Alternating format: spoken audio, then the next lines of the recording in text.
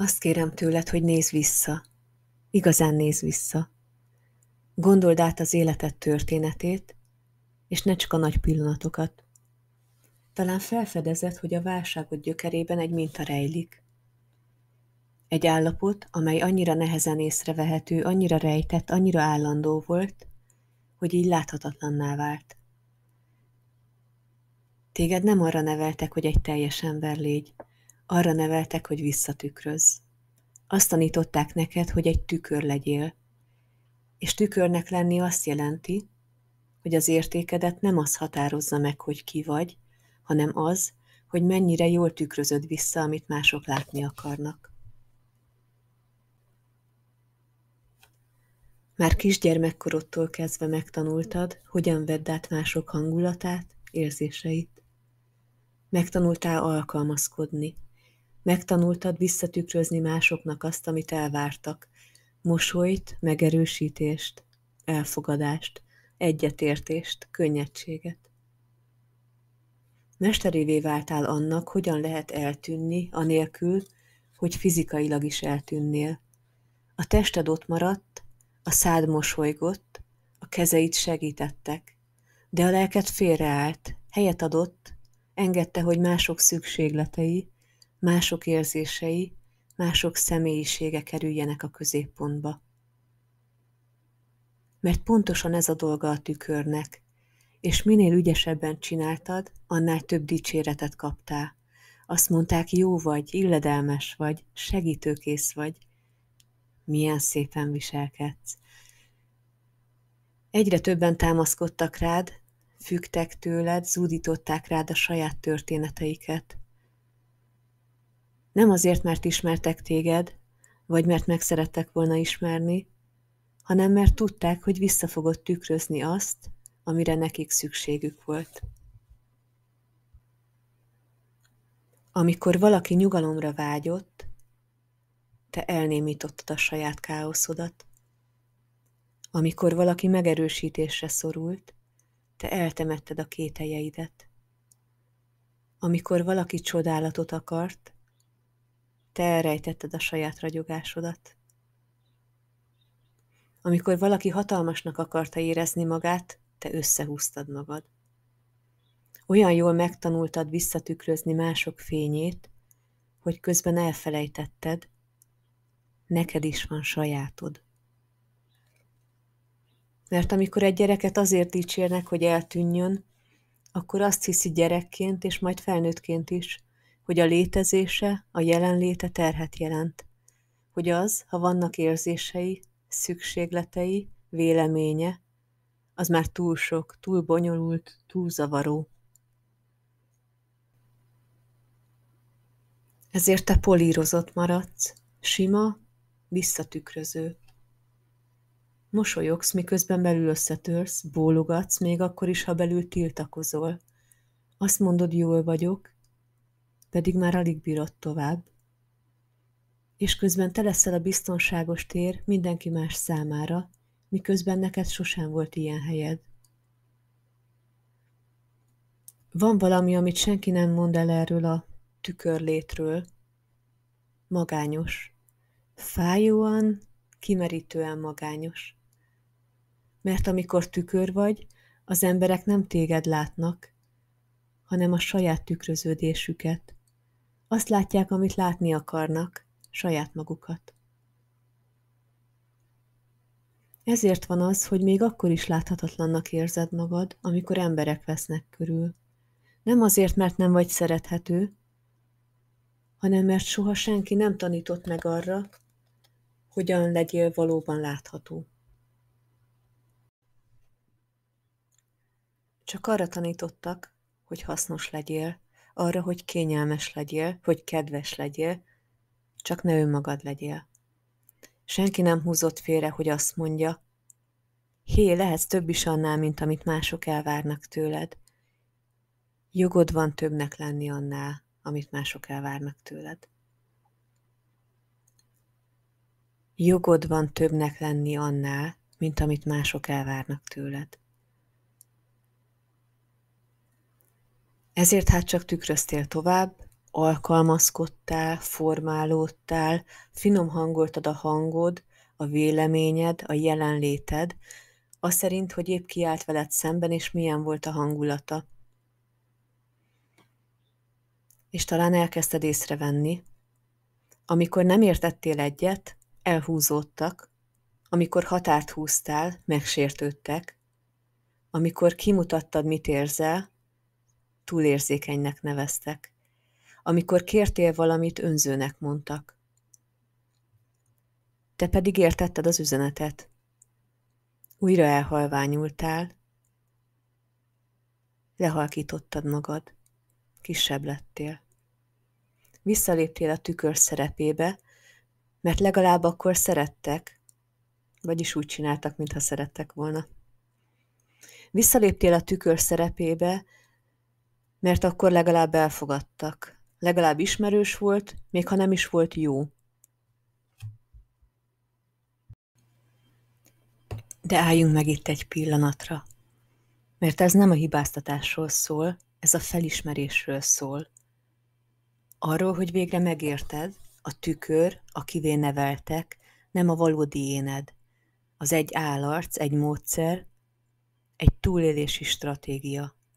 És működött is egy darabig, egészen addig, amíg egy nap a tükörbe nem néztél, és semmit sem láttál. Nem volt ott szikra, nem volt ott jelenlét, csak egy visszatükröződés, azé a lényé, akivé válnod kellett. És ekkor ütött szíven az igazság. Az egész életedben arra vágytál, hogy azért szeressenek, aki vagy, de senki sem tudja, ki vagy valójában. Még te sem. Mert az igazi éned el van temetve, elrejtve a hosszú évek alkalmazkodásában, abban, hogy reflexzerűen alkalmazkodtál, feladtad magad a békéért, hogy elkerüld a konfliktust. Szóval kezdjük el kiásni azt, aki te valójában vagy. Hozzuk elő a tükör mögül. Nem azért születtél, hogy visszatükrözz. Azért születtél, hogy ragyogj. Azért születtél, hogy ragyogj. Azért születtél, hogy ragyogj.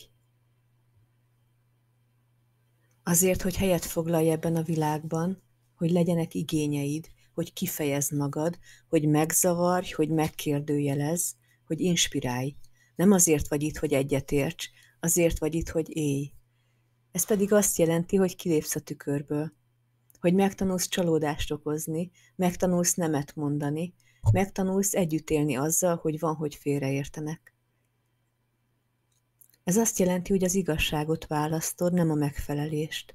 Az önbecsülést, ahelyett, hogy mások kedvében járj.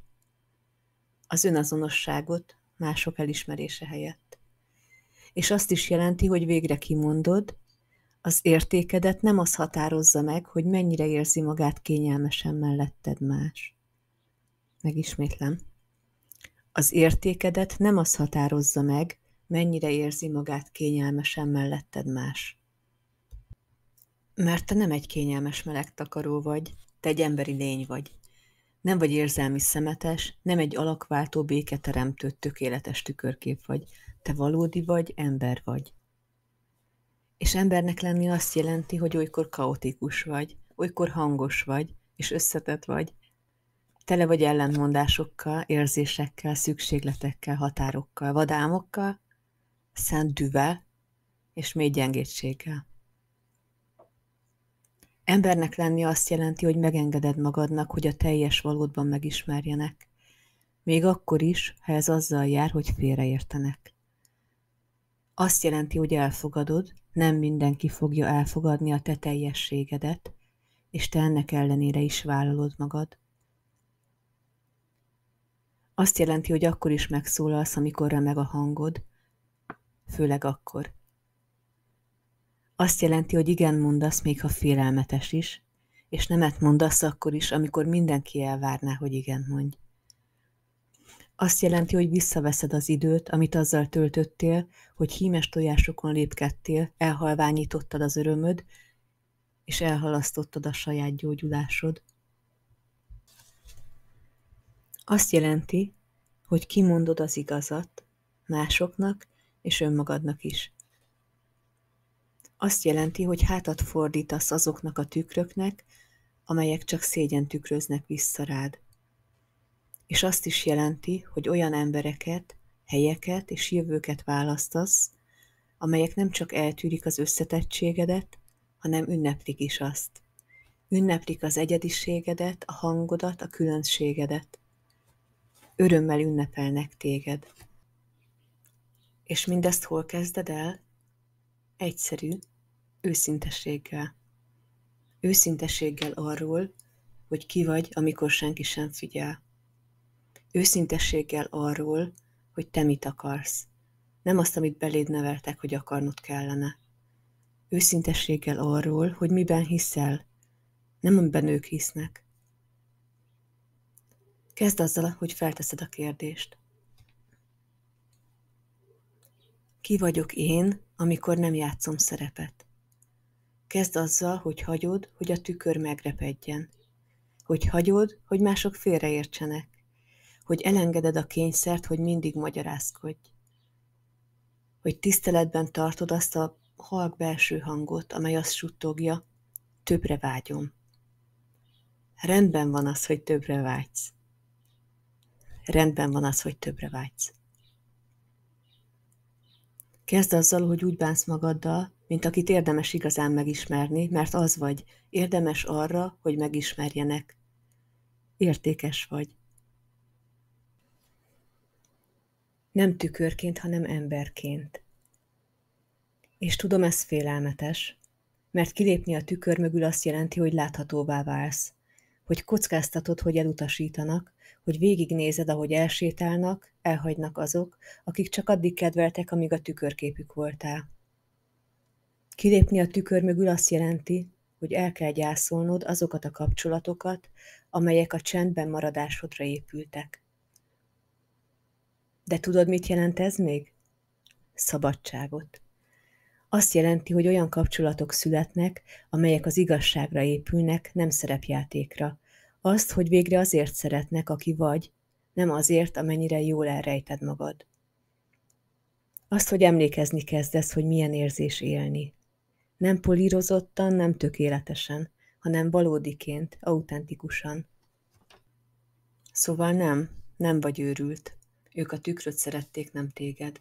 De most a tükör megreped, és az, aki vagy, végre megérkezik, hazatér. És ezúttal nem fog összezsugorodni, csak hogy másoknak megfeleljen, mert te nem azért vagy itt, hogy kezelhető légy. Te nem azért vagy itt, hogy kezelhető légy. Nem azért vagy itt, hogy kedves, illedelmes, csendes maradj a béke kedvéért. Azért vagy itt, hogy lássanak, hogy ragyogj, hogy ismerjenek, hogy teljes legyél. Mert te sosem csupán egy tükörkép voltál. Mindig is te voltál maga a fény, a ragyogó fény. És most már nem csak másokat világítasz meg, hanem végre önmagadat is. Ők azt várták, hogy saját magukat tükrözd vissza, és te a csendeddel szolgáltad őket. De most itt az ideje. Add vissza a hangodat magadnak.